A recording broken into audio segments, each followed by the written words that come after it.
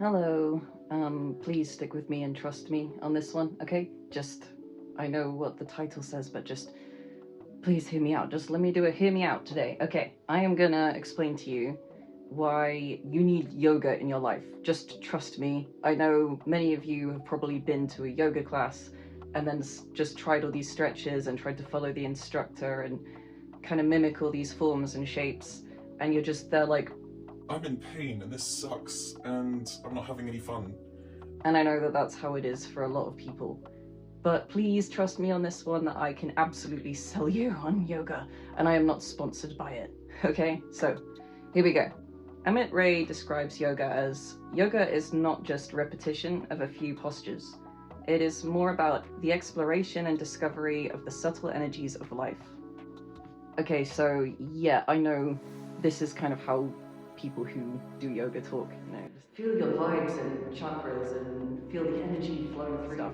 And I know it sounds kind of ridiculous at first, but eventually it actually does start making sense. They're trying to describe something which is so vague and kind of weird, about the stuff that's going through your body. Like, they're actually trying to describe things like the movement of hormones through the body, neurotransmitters, endorphins, your blood, lymph, which is a weird fluid that's in your body as well as blood, and a whole bunch of other stuff, like a whole host of things. And it's so much easier to just describe feeling energy going through your body, describe feeling like stretches. And so if you hear that, just try and trust it, try and see if you can feel it. But anyway, I'm not actually here to tell you exactly how to do yoga today. I'm more here to just explain why it should be a part of your life. Yoga is something that is actually just for everyone.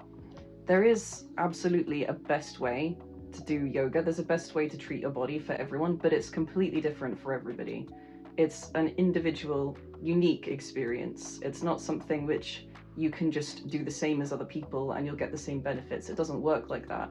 I kind of feel this way about most forms of exercise, but yoga is one where this rule is so important. It's like the number one rule, I think. If I'm telling anybody why they're having a hard time with yoga, the main thing I usually say is, well, you're probably trying to replicate poses and follow the instructor, and you're not actually doing the stretch the instructor is doing.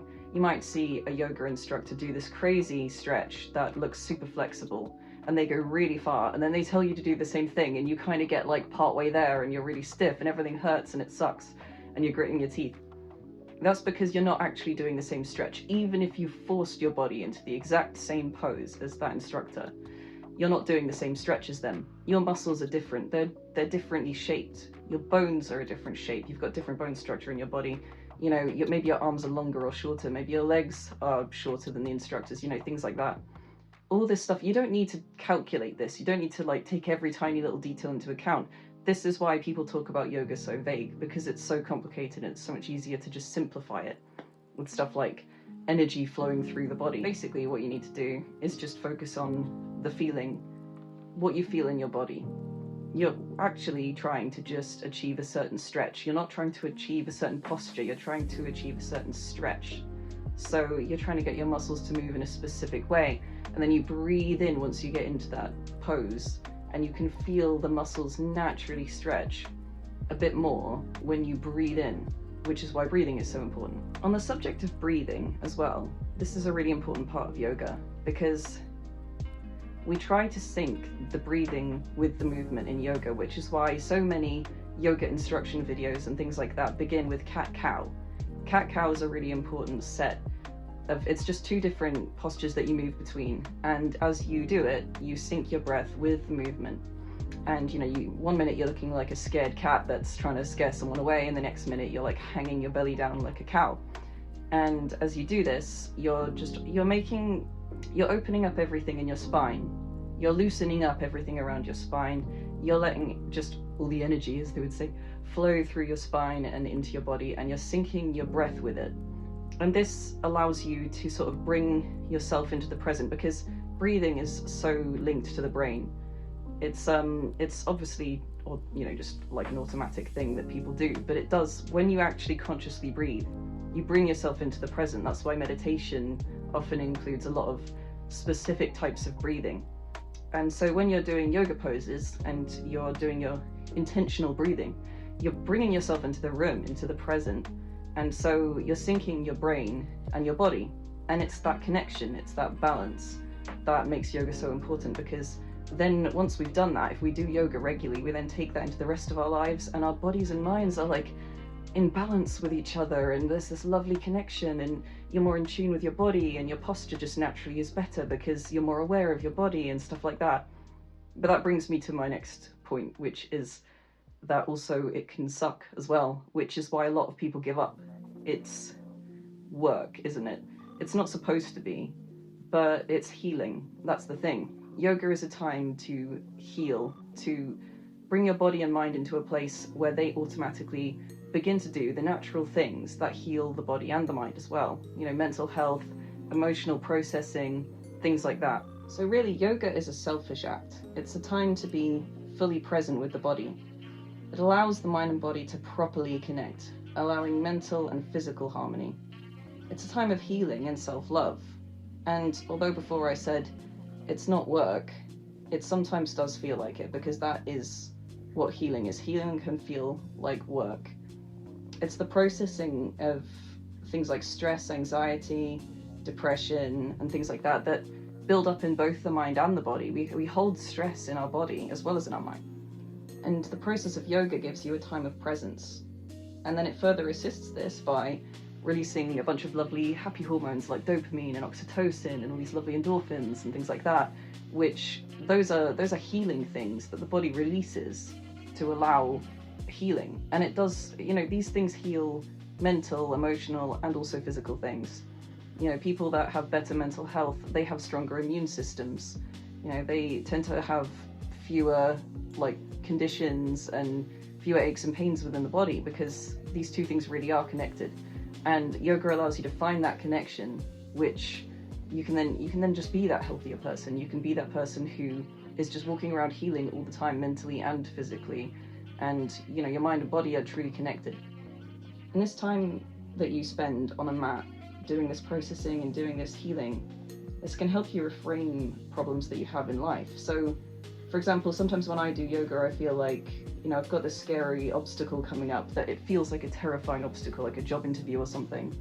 But then it becomes just a challenge that I feel like I can overcome. And I start to think about how I'm going to overcome it. I accept that challenge and I feel stronger and I feel more prepared. And it can also be a time to let go of abrasive experiences that no longer really affect you. So, you know, if one of your friends said something nasty to you, or just it really rubbed you the wrong way recently, and you've maybe talked to them about it and you still feel just a little bit shit about it, you know, well, now is the time to just think about it, let it just sort of go through you, and then let go of it, and you really do just move on. And that time, you need that time to be present in the room with that thought or that emotion, to then let it go. And meditation can allow this, but the thing is, I think for some people yoga is a bit better, because it, you know, you're not forcing yourself to just sit still. You know, there can be movement in meditation, but it's not really the same. It doesn't really sync the mind and the body in the exact same way that yoga does. So I feel like for people with things like ADHD and autism and stuff like that, yoga can be more appropriate than meditation. And if you have ADHD and you're still watching this video, thank you. Well done. I know how hard it is, and I'm sorry that I'm rambling on so much, and it must be work. So well done for getting this far. You know, even if you don't have ADHD, it's still work, but it's especially work for people with ADHD. So yeah, if you do have ADHD and you're like intimidated by the idea of trying to do yoga regularly, just give yourself a break. It's selfish. Yoga is selfish. It's for you. It's your time to be with yourself and your body, and you don't need to judge yourself and punish yourself for missing sessions or something. Just do it when you have the strength to face it, you know? Just try and get over that little hill of getting down on the mat, and then everything else will hopefully flow and be much easier anyway. But, you know, it's like I said, think of it like it's a time for you. It's your time. It's your time to be on the mat and just be with yourself, love your body, treat your body well, encourage it to heal, do things that are healthy for it, because you deserve it, because you're amazing. Okay, so another point I really want to make is that a lot of people think that yoga is about becoming more flexible, but I really want to highlight that there is no competition in yoga. Yoga's not a competitive sport or anything like that. it's very natural to be in a class and to be surrounded by people and to notice that you might be the least flexible person there, and that can make you feel self-conscious, but please forget that.